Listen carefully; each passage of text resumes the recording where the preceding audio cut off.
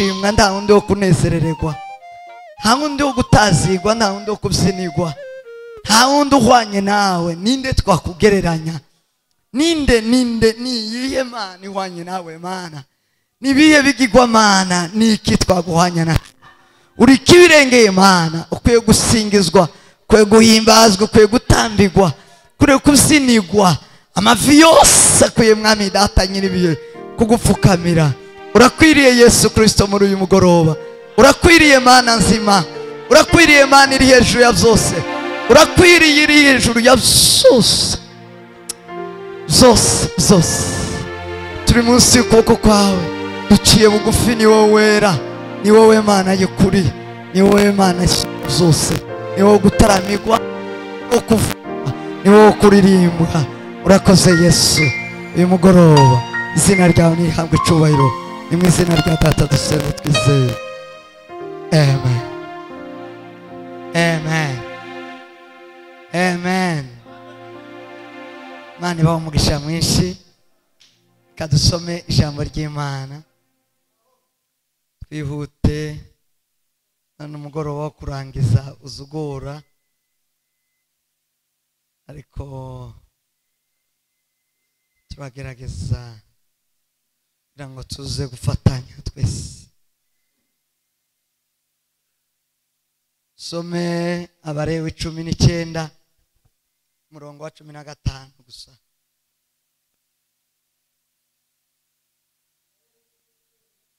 Umurongo wa 15.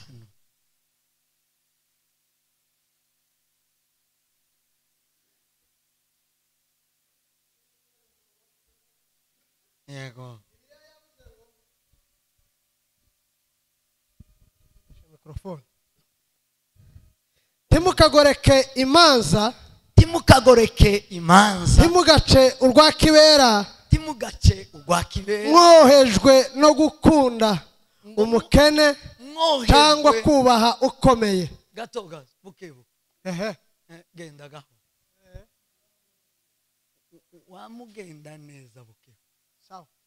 Subira. Bibiliya yavuze ngo timukagoreke imanza. Timukagoreke imanza. Sinzi mu Kirundi muzandebera aho bitari bukujane. Aho sawa.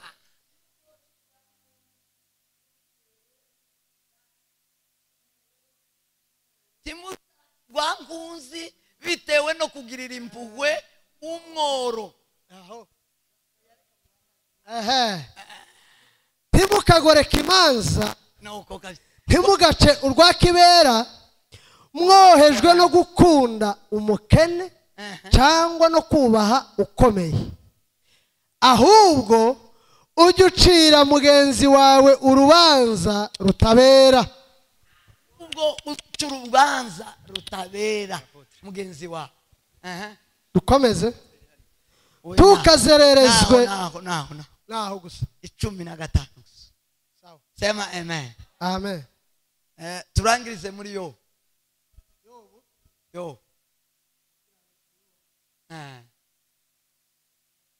Timukagoreke imanza, timukagoreke urubanza rw'umuntu bitewe no kugira impuhwe nyinshi. Yego impuhwe nyinshi ni icyaha, impuhwe nyinshi ni icyaha. Ndaje mbabwira, vuga ngo amen.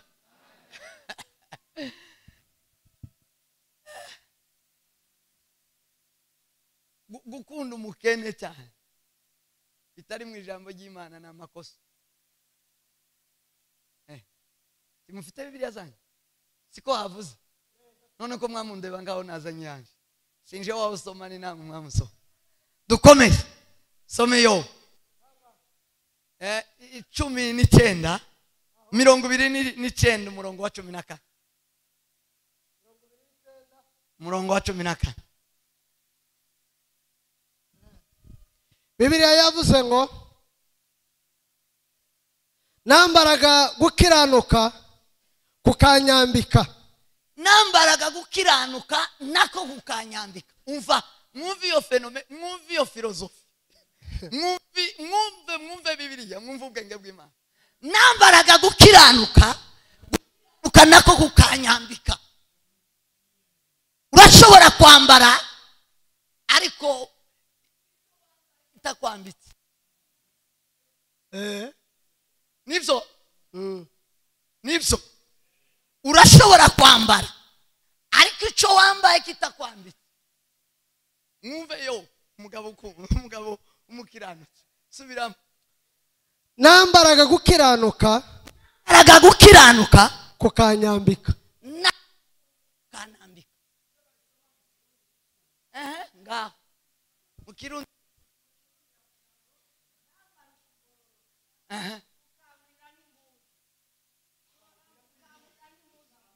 Kukagukwira nk'ihuzu. Kukankwira nk'impuzu. Kukamukwira. Kukamwenera nk'umwenda. Umwenda. Rangiza gira.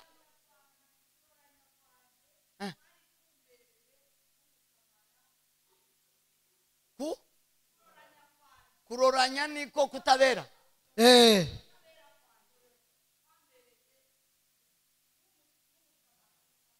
Kumwitera. Nuko nkomeze. Soza naho kutabera kwanje kwari kumeze nk'umwitero n'ikamba. Ijambo ry'Imana turashimiye Imana. Imana iguhe umugisha mwinshi.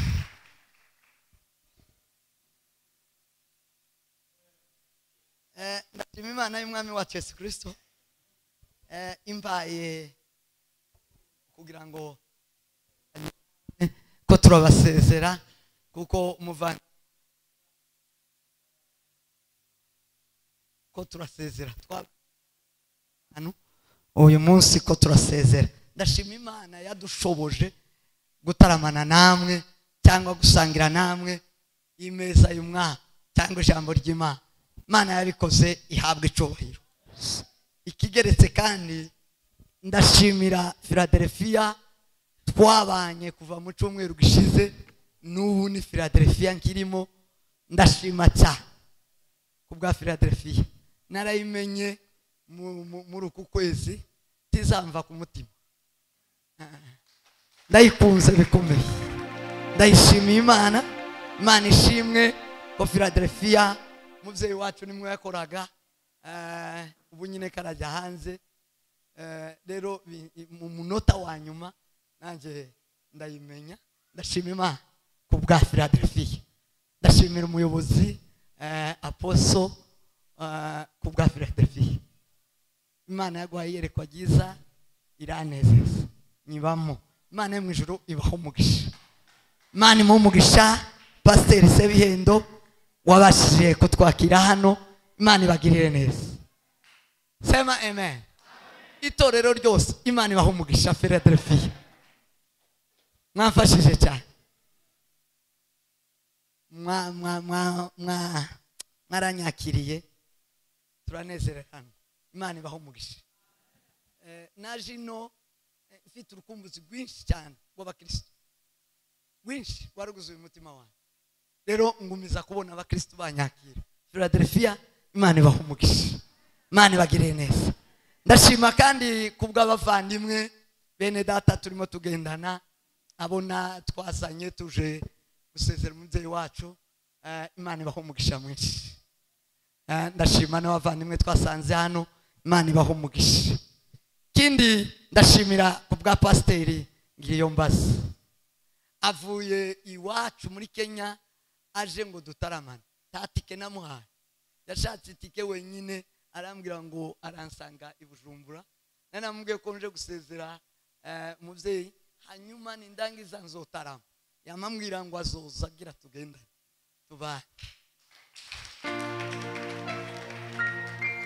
Imana iguhe umugisha mwinshi. Aririhira itike aje gutarama. None nyamuna mumuheza atarame. Naza ngira ngo niwe muheza abwiriza. Vuga ngo amen. Nicyo cyamuzanye yari shiti iwe araje kugira ngo aho dutaramye dutaramane ugeza dutashe. Asubire twerekereyo tugende tuzosaba dutarame Buganda. tubone guhuruka imuhira. Sema amen. Vuga ngo amen. Imana iguhumugisha. I love you so much. Uri umuntu w'umugabo. Imana ikugire neza n'icyo Imana yamusigarije. Iyo ataza guhura na mayimayi, shida za ulimwengu niko azazita, ngo zimuce kuri akuboko, sinomubonye. Nomubonye gute?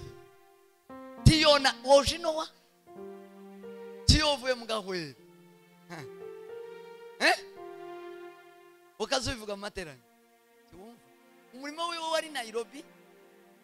I Nairobi aje gukora umurimo w'Imana, arashumbye n'umushumba ushumbye itorero riri ngiri. Ari Nairobi. Ni gute twari kumubona? Nairobi yaje atabasha kubyina. Yazabyina nazangira ubwoba. Atabyuka nazangira ubwoba ngavuga ngo Mana yo mwijuru yikubita hasi.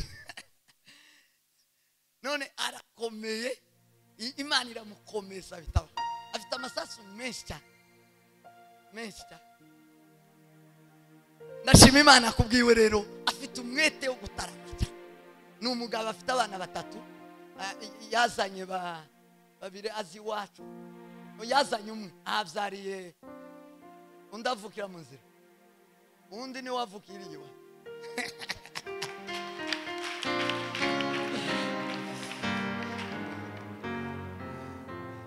Imana imumugisha mwinshi. Ndishimye cyane cyane, yanejeje bikomeye. Imana imumugisha mwinshi, yashitse yadusanze hano. Rero turataramana, turakomeje gutaramana. Iki cyumweru gisigaye dufite ino, hanyuma tuzotaha. Sema amen. Kindi kandi ndashima Imana kubw'abavyeyi, abantu biwacu ku Gatumba. Reka musaza ahaguruke mumurebe. Hagarara.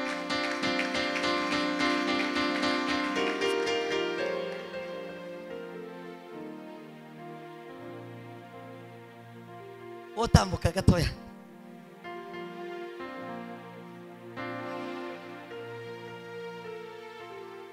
Nguyu muvyeyi wanje mu mwuka. Umuvyeyi wanje.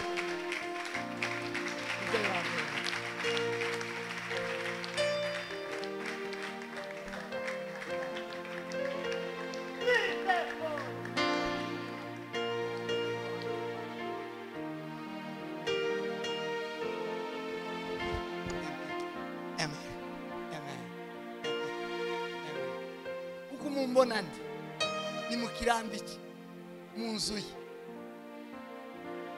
yiwe mukira niho nakiriye umwuka wo kwiruka arabizi. Nguyu muvyeyi we mudufotore mwoka Kimana.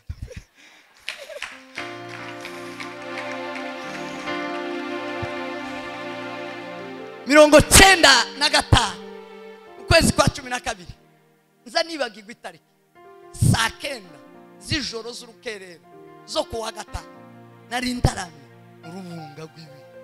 Nimwo nakirira, nafashwe saa 9 ndirirwa nasinze, nirirwa muwe ndaramwo niposho ndaharara niyinga, ndayirirwa banzaniye imyenda iwacu bayisangishiwe, ndambara nja gusengana nabo. Tuja aho ya ndiwe ndahakurira mu maguru yiwe na mutabazi na vyasi basi mutabazi ngwino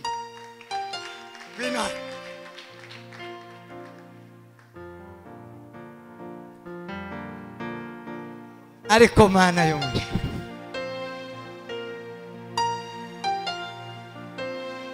iyi foto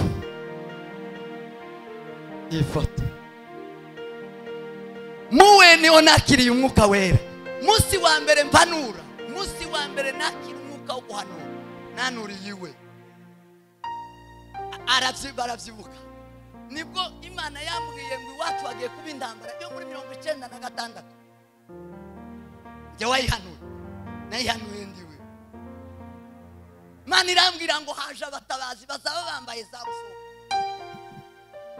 Nakazamanura mpagaze ku meza narumwa. None nishimiye kubabona. ndanezerewe kuba mubyeyi wacu. muri ibi yaravuze ngo sinzibagirwa igihe nakizwaga ubwo Yesu yinjiraga muri nshi. Uwo munsi ntituzawibagirwa. Abantu barambwiye ngo ngwino urebe babana bawe basaze, ngo ngwino uje kureba akanyamasomo uriya wase ndoto, niwe mpamagaye ngo ngwino uje kureba babana bawe ngo basaze, nguze uhamagara bari abana ngo bigishe. Mama baci wacu babirukanka barika barasaba barongera baragaruka bararenga mu rubungu. Twarirutse uwo munsi twiriwe twiruka dukora umurimo w'Imana. Imana ibahumuje, ndabishimiye, ndabanezerewe bikomeye. Bwana asifiwe sana. Nanejejwe n'ikintu kimwe. Muri iryo joro dufatwa n'uwo mwuka haje mu buhanuzi, niwo munsi bambanurira ko nzoba pastor. Bwana asifiwe sana. Hari ikintu nandikiye umukozi w'Imana nteze rya namenye ko azoza hano. Ndamubwira ngo ndashima Imana nkuko umwuka twakiriye muri rya joro utabaye ibihigo wakuze kugeza kuri none. Kandi kuva icyo gihe ndatekereza nzanihamya n'umutima wanje kuko umwuka nakiri icyo gihe utarasubira inyuma habe n'umunsi n'umwe. Nzambivuga nawe uwo mwuka twakiriye muri iryo joro nawe utasubiye akaba ari apotre. Imana yo mu ijuru ihabwa icyubahiro. Amen. Asa Imana ibagirire neza.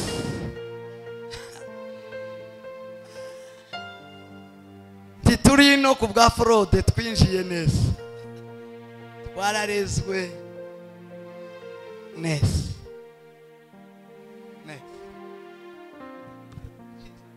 Sinzibagirwa uwo munsi ngaba abahamya. Mani mumugisha nza nguvuga nzamuvugiriya abantu bose baramuziriye. Iyo nezerewe nzanibuka mu kirambi mu wiwe, nzanibuka ko arimo nakiriye Yesu umwami n'umukiza.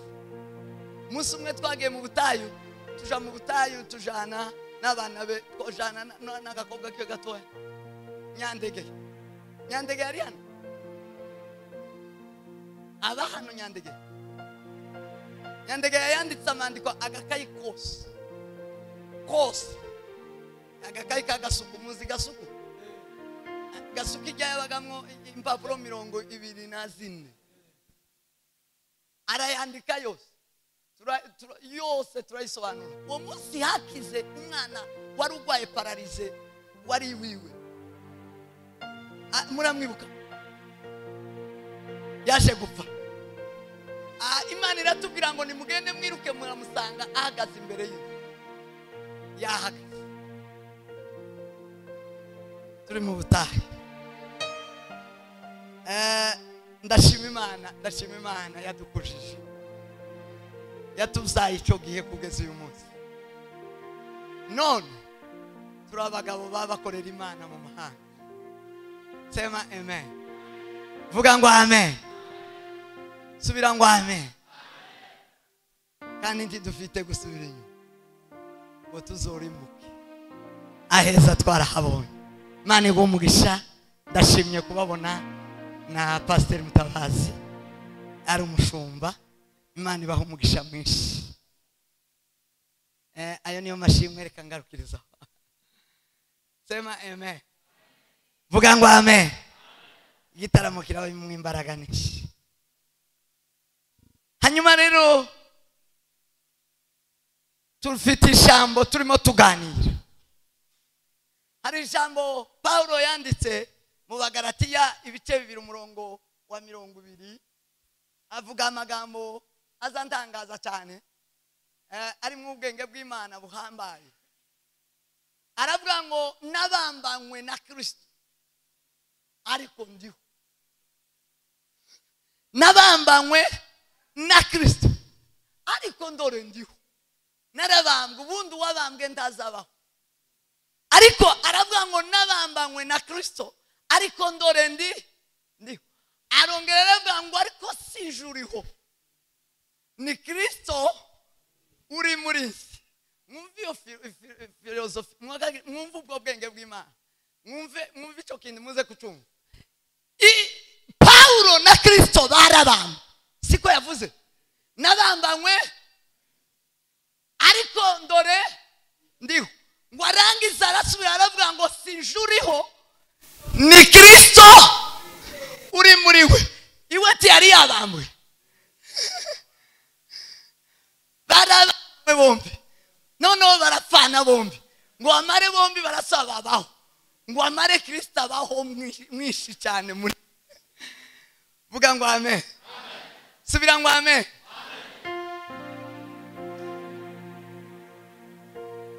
Aravuga ngo nkiri mu mubiri, nkiri mu isi, sinza nkora ibyo nshaka. Sema amen. Nza nkora ibyo uwo mwana w'Imana ashaka, wanyitangiye. Ibyo akeneye nibyo bizabikorekera mu mubiri wanjye. Sema amen. Ijambo turiho, turi ku ijambo rivuga ngo se ni bande bakorera Imana, ni bande biteguye kwimana na data ingoma y'iteka ryose. Tuje dusanga Imana data yaturemeye kuyikorera, full stop. Imana icyatumye igukura mu ijuru, twahozeho turi mu buturo bwayo, twahozeho turi mu bitekerezo zayo, twahozeho tuba mu mugambi wayo, twahozeho mu ijuru. Sema amen. Vuga ngo amen. Twakuwe mu ijuru no kuza kuyikorera ino. Vuga ngo amen. Wowe uri Bujumbura none, turi Bujumbura kubera so na nyoko, turi Bujumbura kubera umugore n'abana, turi Bujumbura kubera umugabo n'abana, turi Bujumbura kubera Amerika na Australia na Canada, turi Bujumbura kubera uri Bujumbura kubwo gukorera Imana. Vuga ngo amen. Hallelujah. Subira ngo amen. Amen. Uri Bujumbura kubwo gutegereza gusubira mu ijuru. Dusubire. Amen. Bese si cyubahiro. Hallelujah. Bese dati cyubahiro. Amen. Hallelujah. Amen. Imana yaturemeye ngo nimugende mwisi munyamamaze, bishukire muri mwe, ngaragarire muri mwe, namwe mubeho muri nje. Sema amen. Vuga ngo amen. Twaje mwisi kugira ngo isi ibone Imana muri twe, hanyuma natwe tugaragaza Imana mwisi muri twe. Hallelujah. Amen. Ngicyo icyatumye Imana ikurema, ikurinda ukageza no magingo, icyatumye inda yawe itavamo nta kindi niki, nuko iyi si yatwinjiyemo ngo itwinjiremo itwinjizamo ibindi byino bitari mu mugambi w'Imana. Sema amen. Vuga ngo bishaka kudomina, bishaka kumaraho icyo Imana yaturemeye. Rero icyo ndimo nganiriza abakristo, icyo mbamaramutsamo, naje kubabwira ngo mwibuke icyo Imana yaturemeye, igituma turiho no kuyikorera. Bwira mugenzi wangu korera Imana. Korera Imana. Korera Imana. Abo bakozi rero bakorera Imana, umwanditsi arandika aravuga ngo ibitambo byawe uzubireba neza ko hava utamba igitambo imbere y'Imana. Hari uburyo ushobora gukorera Imana, Imana ntikwemere. Hari uburyo ushobora kugabura iby'Imana, Imana ntibyemere, ntibyakire. Sema amen. Iyo turebye Bibiliya, Kayini na Abeli n'abahungu babiri bavukana bakurikirana, abo bahungu babiri bakurikirana bavukana bari bafite Imana imwe, nibo babanje kuba ku isi. Abo ngabo bari bafite umukoro, devoir mu Kirundi nuko nje.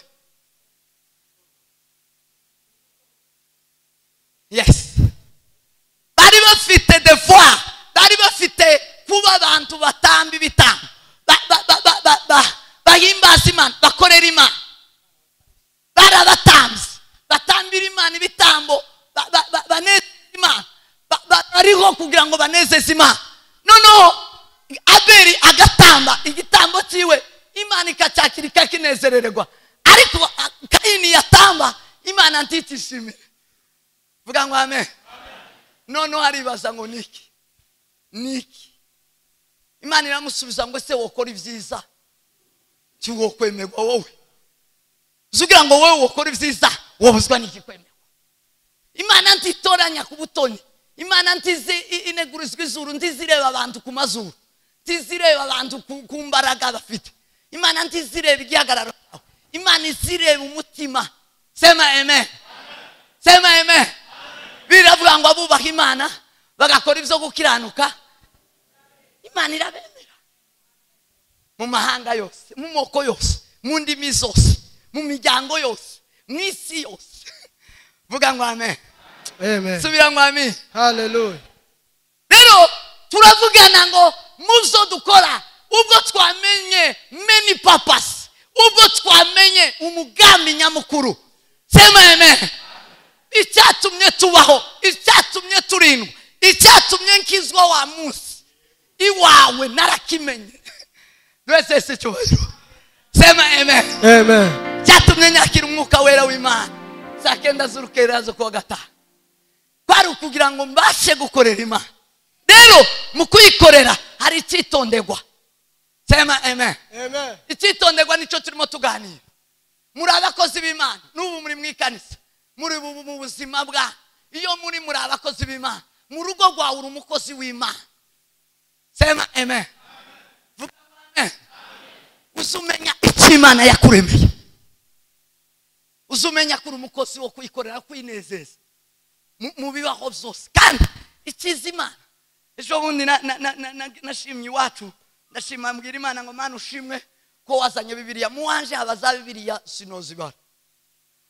Iyo mfite ifaranga nzahura nayo ngamanyigura Bibiliya zanama ngoma nkazirunda mu nzu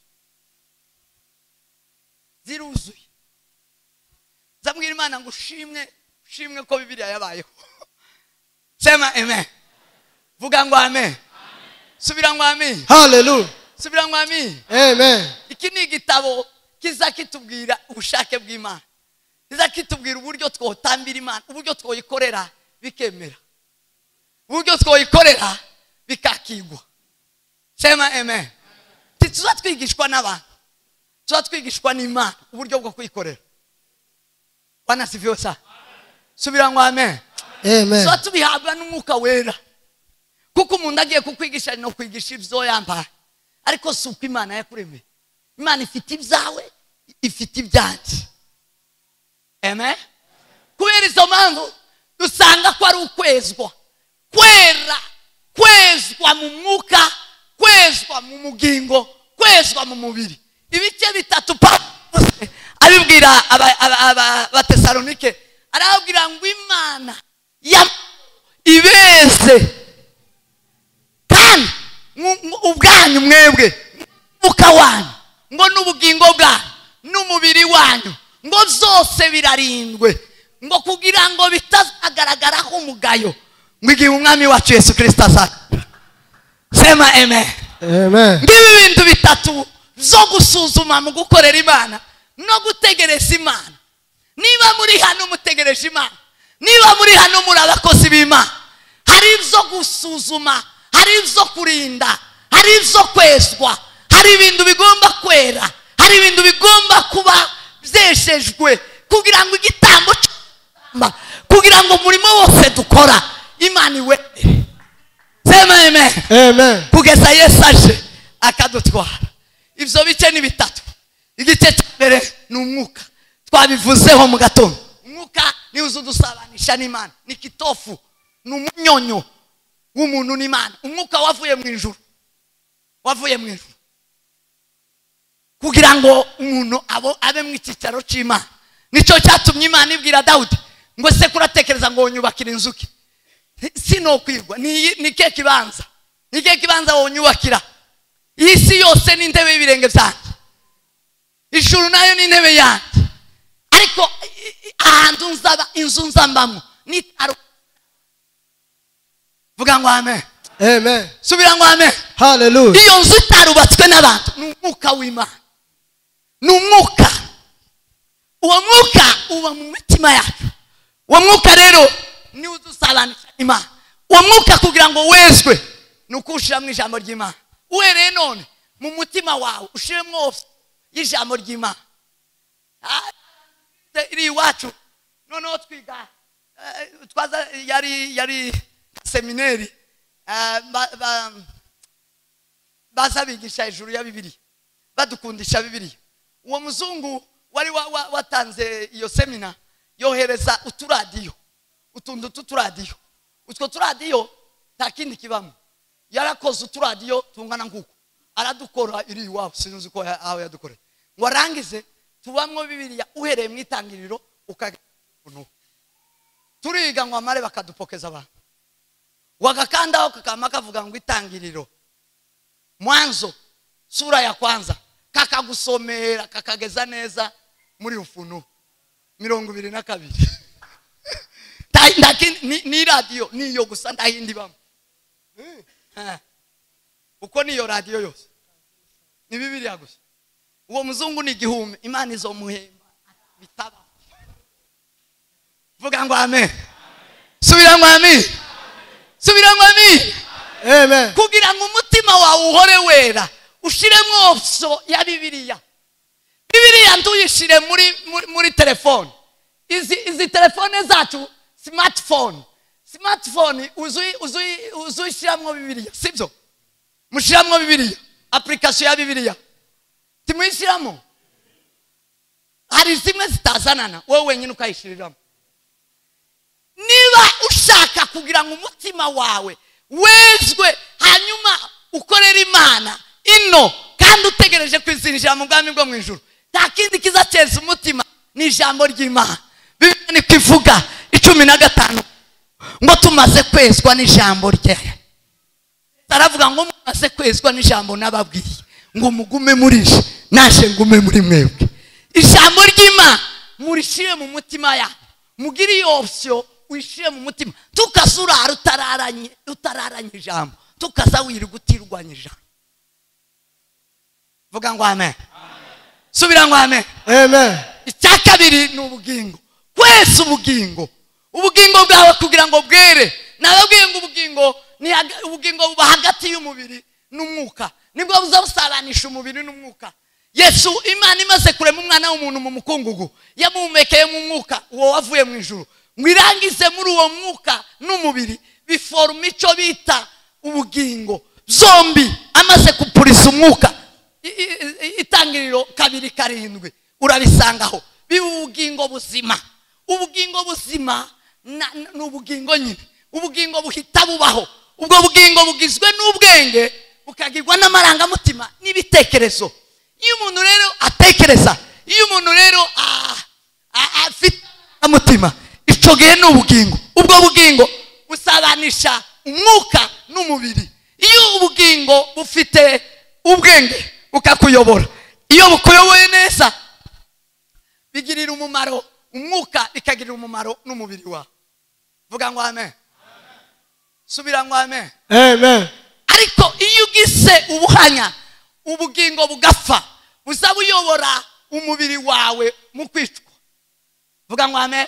Amen. Subira ngo amen. Hallelujah. Paulo yigeze kubivuga aravuga ngo timugatinye icyica umubiri ngo kitica ubugingo, bitica ubugingo. Ubugingo ni danger, ni ikintu cyo kurindwa cyane. Sema amen. Amen. Vuga ngo amen. Hallelujah. Aravuga ngo timugatinye icyica umubiri kitica ubugingo, ngo ahubwo muzotinye icyica ubugingo kikarimbuza n'umubiri. Kuko itisha ubugingo zanga bikunda kirarimbuza n'umubiri. Ubugingo burapfa kirimbure ubugingo n'umubiri. Ivyo bice ko ari bitatu zose biramabi. Sema amen.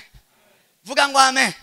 Ico nacyo hari aka option kazakayeza kazakeza ubwenge, kazakeza ubwenge nabuvuze n'amarangamutima n'ibitekerezo. Paulo yavuze ngo njyewe mfite gutekereza kwa Kristo.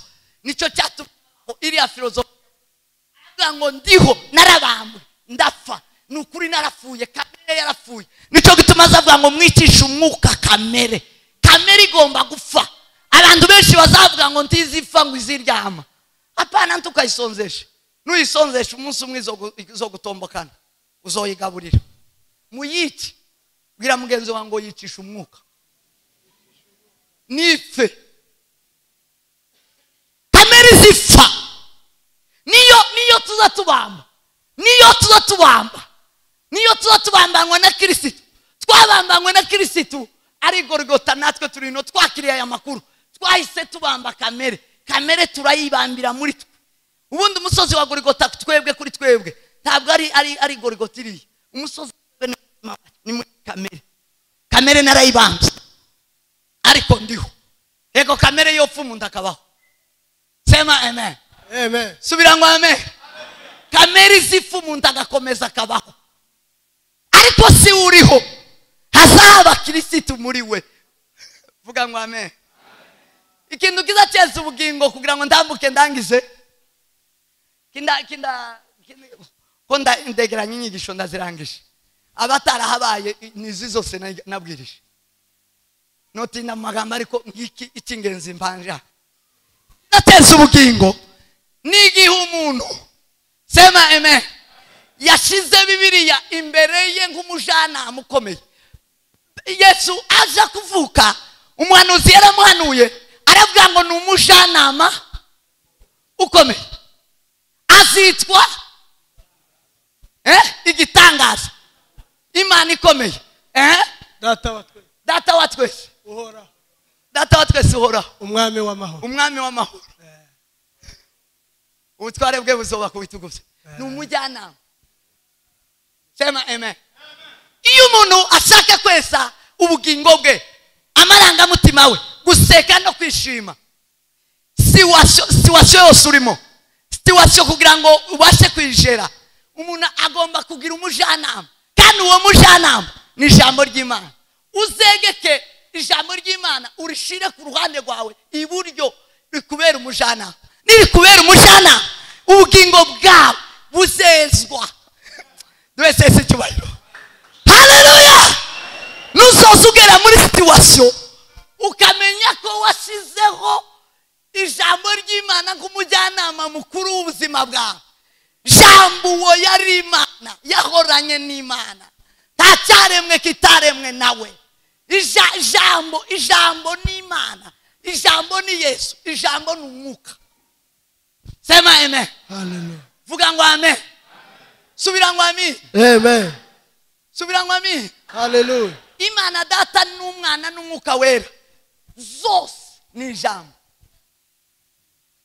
amen vuga ngo amen amen subira ngo amen haleluya Imana ni ijambo Yesu Kristo ni ijambo umwuka wera ni ijambo iyo bigize umujana tiwokora ikintu ngo cy'amafuti tiwotokoza ubugingo bwawe nibwo bugukomandinga nibwo bukuyobora umuntu ayoborwa n'ubwenge umuntu ayoborwa n'amarangamutima umuntu ayoborwa n'ibitekerezo bye Bibiliya iravuga uko umuntu atekereza niko ari sema amen amen vuga ngo amen subira ngo amen nugira Bibiliya ikaba umujyanama wawe uzoza wese ibitekerezo byawe ntabwo uzokora amakosa ntabwo uzokora amafuti ikibazo dufite no ubugingo bwa benshi bwapfuye nukundu batabaza Bibiliya nukundu batabaza Imana nukundu batazababaza ngo Mana ni gute icyatumye avuga ngo nambaye gukiranuka ngo nako kuranyambika ayiya twese cyubahiro amen twese Imana icyubahiro haleluya takindi yari yarahaye umwanya munini umujyanama we yari Imana amaze kugira Imana umujyanama we vuga ngo amen subira ngo amen haleluya Yobu abana n'abantu bose amahoro Yobu arakira ibyo afite abisangira n'abakene abisangira n'imfubyi Yobu abana n'abantu bose abagabo abagore abakobwa abahungu ico gitekeza kibivuga sema amen vuga ngo amen ico nico kiza cyeza ubugingo bwawe kugira ngo butandura kugira ngo ubashe gukorera Imana neza tukabutware mu bumenyi nababwiye ngo ubumenyi ni presentation ubumenyi twiga ibi byose twiga byino aya mashuri yose mubona niyo turu y'inda kandi Bibiliya iratubwira ngo inda n'ibyo kurya nabyo n'ibyinda zose bizotsembwa bizotsembwa ino bizashirira ino ariko ubwenge buva mu ijuru sema amen vuga ngo amen ubwenge tubuhabwa n'umujyanama uwo mujyanama ni Bibiliya uwo mujyanama ni Imana uwo mujyanama ni Yesu Kristo nubwira umujyanama Imana azakubwira uburyo witwa muri situation azakubwira uburyo witwara imbere y'ikibazo azakubwira uburyo uhandoringa ikibazo udacafuje ubugingo sema Amen. vuga ngo icyanyuma twarangirijeho ari niki dusomeye ibi bipande bibiri sema amen igice cya gatatu cyanyuma ni nacyo kiza kigaragara ibindi bibiri byose tibigaragara amen vuga ngo amen amaze ya Satani umuntu akama kubwira ngo narakijijwe ngo nje ndi umukristo wo mu mutima ngo umubiri uzureka tukazureba umubwira yewe wambaye nabi yewe kuragenda nabi ngo Kristo uri mu mutima ntabwo Kristo ubwo mu mutima ubu Kristo iyo butari muri bino bice bitatu tibwuzuye tibuzoja mu ijuru ubwo bukristo icyo uzokora cyose tikizemerwa n'Imana Imana yemera ikintu gikorewe muri ibi bice bitatu service uheza Imana igikorwa uri bikorera Imana nikitemerwa n'ibi bice bitatu tacho wakoze tacho wakoreye umubiri wakoreye isi wakoreye abantu ariko igiciye muri ibi bice bitatu igiciye muri ibi bintu bitatu kikemerwa kikaba kitacafuje umwuka tigicafuza ubugingo tigicafuza umubiri yo icyo gitamba Imana izi ijuru rizarimana ngo nimuze turebe muze murebe sema amen Amen. iki gice cya gatatu hari nayo ngomba gushiramo kugira ngo izayeza Yesu iki gice cya gatatu ari wo mubiri uyu mubiri ugizwe n'igitaka uyu mubiri ugizwe n'igitaka kandi tahandi uzosha vuga ngo amen ayo makuru mwari muyazi taho uzoja uzohekera ino mu gitaka uzogiye wavuye uzosubira iyo wavuye ariko uyu mubiri ufasha iyo tuwejeje ubugingo umwuka n'ubugingo biwukoreramwo neza twese si cyubahiro vuga ngo amen Amen. umwuka urawitiza ukawukoreramwo neza ubugingo ukawuyobora neza vuga ngo amen Amen. ariko iyo utejejwe tuzawemera ubugingo uzawemera ubugingo ntiwemera umwuka hanyuma umuntu akayoborwa n'amaraso bwa bugingo bwe bugakururwa n'amaraso n'inyama ibigize umubiri ni inyama n'amaraso twabivuze mu gitondo ahatari inyama n'amaraso wose umubiri uwo ni umwuka ni dayimoni ni Satani umuntu wese uri mu isi ufite umubiri uwo mubiri ugaragazwa n'amaraso n'inyama inyama n'amaraso biyoboye umuntu uwo muntu akora amakosa arandura mu mubiri we ariko iyo umuntu agizwe n'inyama n'amaraso ariko akayoborwa n'aka ka option kitwa vuga ngo amen subira ngo amen kitwa kutabera bwira mugenzi wangu kutabera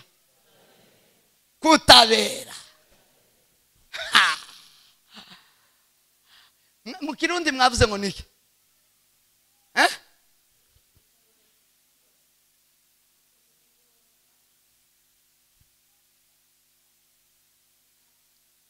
kutabera kumeze nk'umu kutabera no kugororoka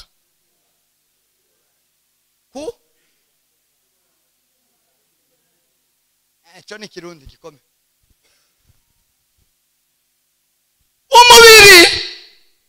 umubiri w'uwakijijwe, umuntu ufite Imana ntazayobogwa n'amarangamutima inyama n'amaraso tibiza biyobora amarangamutima ye, ahubwo azashira muri umubiri wiwe icyo bita kutabera. Kutabera kugizwe n'ibintu bibiri binini. Ikintu cya mbere ni ukuri kutagabanyije, ukuri kwambaye ubusa. Bibiliya iravuga ngo nimwamenye ukuri kuzagira gute? Kuzabakura mu kubera, kuzabakura mu kutagendera ku nyama n'amaraso. Sema amen. Yes. Guca imanza zigendeye ku gihagararo cy'umuntu, guca imanza zigendeye ku mpuhwe runaka ariko atari ko kuri. Yavuze ngo nubwo woba ugiriye impuhwe umukene, wamara ukagoreka urubanza ngubwo yari umukene, uwo muntu yacafuje umubiri we, ntashobora gutamba igitambo, ntashobora gukorera Imana, ntanashobora kuzinjira mu bwami bwo mu ijuru. Vuga ngo amen. Subira ngo amen. Amen.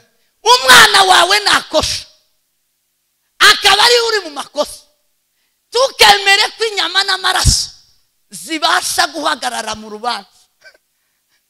Vuga ngo amen. Timukagoreke.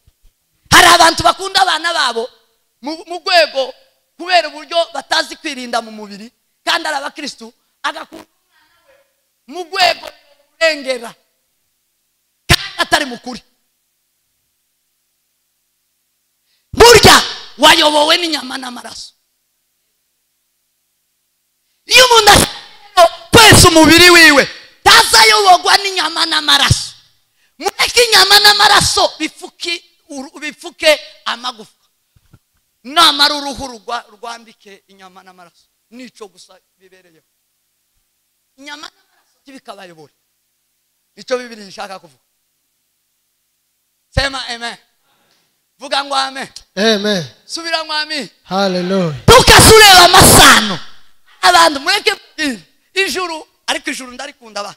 Ijuru ryantangaje. Ijuru rizojamwe umugabo, umugore asigara. Ijuru rijemwo imfura, ubuheta busigara. Ijuru rijemwo umupfurero, rijemwo umubembe, rijemwo umuzungu, rijemwo umushinwa, maze babana kubera iki? Ta nyama n'amaraso. Twese si cyubahiro. Vuga ngo amen. Ayiya, twese Imana icyubahiro. Amen. Twese Imana icyubahiro. Uzoba ufite abana 7, 3 ibajyana, abandi 3 niba barayobowe n'inyama n'amaraso, bahone baje muri bagenzi babo bari hano barimo bahi. Imana tizoreba ngo aba bose baravukana bafite amaraso. Oya. Yesu Kristo nawe mwumve kutabera. Vuga ngo amen. Kutabera ni ijambo rikuru mu mategeko mwijuru kutabera ni kigize Imana. Sema amen. Hari ibintu 3 bikuru binini muri Bibiliya bigomba kwitonderwa, ibindi bikabona gukurikira. Ikintu cya mbere ni kutabera ni number 1. Zanditse muri Matayo, Yesu abivuga 23:23. Abwira abafarisayo, arababwira ngo muzobona ishano. Mwebwe muzamwigisha ibindi, mwamara mugasiga kutabera. Muzobona ishano. Mwigishije icya 10, abantu barayoboka icya 10, ngo mare musiga amagambo akomeye yo mu bwami, amagambo akomeye yo mu mategeko, amagambo akomeye agize ubumana. Sema amen. Kutabera. Umunyamubiri wese udafite kutabera tazinjira mu bwami bwo mu ijuru. Umuntu wese wambaye runo ruhu ufite inyama n'amaraso, niba adashize kutabera mu mubiri wiwe tazinjira mu bwami bwo mu ijuru. Kandi tatazakora ngo Imana icyemere. Tuba tugwijira abapastori n'abakirisitu bamwe bakora ariko bakora gusa ko barakorera ino gusa ngo bagume abarebe ariko imbere y'Imana ntibazwe kabakoze kubera iki hari birengagije ikintu gikomeye kizaceza umubiri we kugira ngo uboneke imbere y'Imana ubereye kandi utunganye kutabera ijambo rya kabiri riba mu mategeko rikomeye nukubabarira turimo abantu batagira imbabazi mu nda zabo abo saba Kristo tibazaja mu bwami bwo mu ijuru sema amen mu mitima yabo kubabarira guharira tikubabarira iyo ni ijambo rikomeye mu bumana mu mategeko mu bakristo ni munagomba kwimika kikaba muri we ni option nini cyane mu bukristo butarimo kubabarira si bwemewe si ubukristo tibubaho sema amen vuga ngo amen icya gatatu ni kwizera umwami Yesu vuga ngo amen ayo magambo atatu niwo mutima w'ubukristo niwo mutima ngica abafarisayo babuze bari bazi kuvuga ijambo ariko babura ibyo bintu bitatu bituma Imana ibabwira ngo muzobonesha irabanga ibyo kwari bitatu ibyo batagiraga bibabuza kuba abanyamwuka iyo umuntu afite ibyo bitatu si umunyamwuka azavuga ruga nk'ururimi ariko atazavuga ruga nk'umunyamwuka narabwiye ruga ntigaragaza umwuka ruga ni ururimi kuko uvuga ikibembe utari umubembe ruga ni ururimi ntabwo ari umwuka sema amen vuga ngo amen amen kutabera Yesu arababaza ngo se muza munyitane abantu barahuzagurika ngo uri umuhanuzi uri nani uri Eliya ngo amarara babwira ngo se mwebwe wamaze Petero avuga gute aravuga ngo uri Kristo mwana w'Imana yamubwiye gute ntabwo ari inyama n'amaraso si umubiri iyo biba inyama n'amaraso aba yarasubije gute aba yaravuze ngo uri mwene Mariya amaraso yawe n'igikebe ufite igikebe cya Mariya uri mwene Mariya kuratubaza ngo se urinde wowe usana nyoko kw'izuru ugasana nyoko ku menyo tiwizi uri mwene Mariya ayo ni amaraso nuko azavuga ubu dufite ibintu by'amaraso ngwi ni Philadelphia ngo Carmel ndi yoza muno ngo ntibobana ngo ntibogendana amaraso umubiri umwe yakosha hariya undi akamwakira hano nabyumvishije hano bamwe ko barakosha hariya agakwepa ubutenge akaza muri iri bamara bakamwakira amaraso inyama bitaza umubiri abo tagitambo na kimwe bazatambira Imana ngo Imana icemera Imana ntitocemera mw'abanyamurenge mu mubiri wawe ushiremo option yitwa kutabera kutagendera ku maraso kutagendera ku nyama aramubwira Yesu aramubwira ngo si inyama n'amaraso ngo biguhishuriye ibi ngibi ahubwo n'Imana data iguhishuriye ibi iyo uba inyama n'amaraso uba wavuze iyo nakuriye kwa Yosefu niyo Yesu yari yarakuriye ariko Yesu yabaye si mwene Mariya Yosefu ngo Yesu n'umwana w'Imana ihoraho vuga takindi kiza kivuga ukuri takindi kiza gikoresha ukuri nukutabera bwira mugenzi wangu gurisha ukuri gura ukuri genda nuko jambo ry'Imana ribaganze amen Mani bagire neza Mani bahumugisha mwinshi cyane amashyi menshi ku Mana